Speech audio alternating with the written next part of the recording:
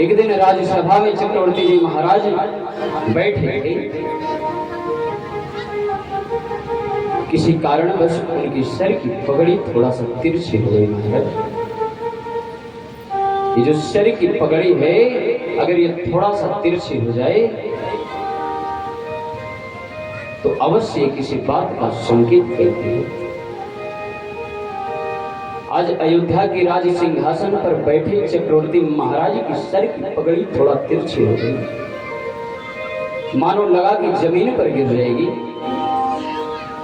अरे सुमंत ने सैनिकों को आदेश दिया, दर्पण लेकर के आओ।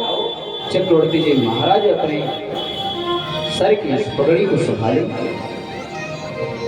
महाराज राजाज्ञा का पालन करने के लिए सैनिक दौड़े।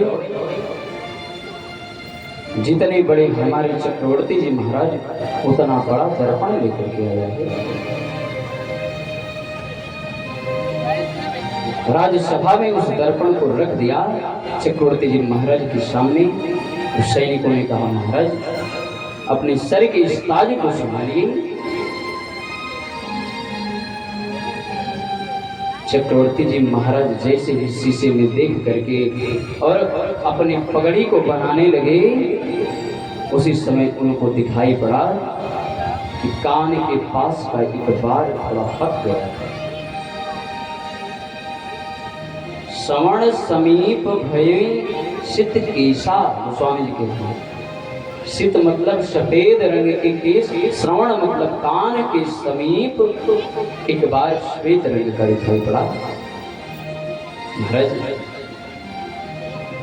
चक्रवर्ती जी को भी एहसास हो गया कि हम वृद्ध हो चुके हैं।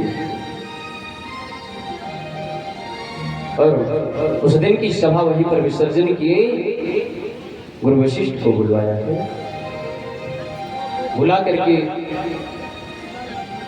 कहते हैं, राजन, हे हमारे स्वामी, हमारे पूज्य गुरुदेव,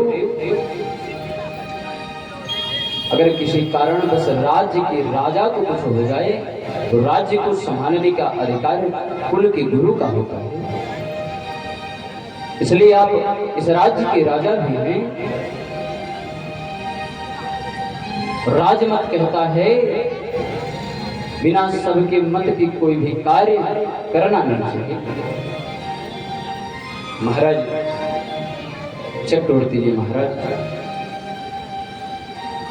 गुरु वशिष्ठ जी कहते हैं, गुरुवर कोई ऐसा मुहूर्त लगन बताइए जिसमें मैं राम को युवराज पर प्रतिष्ठित कर दूं।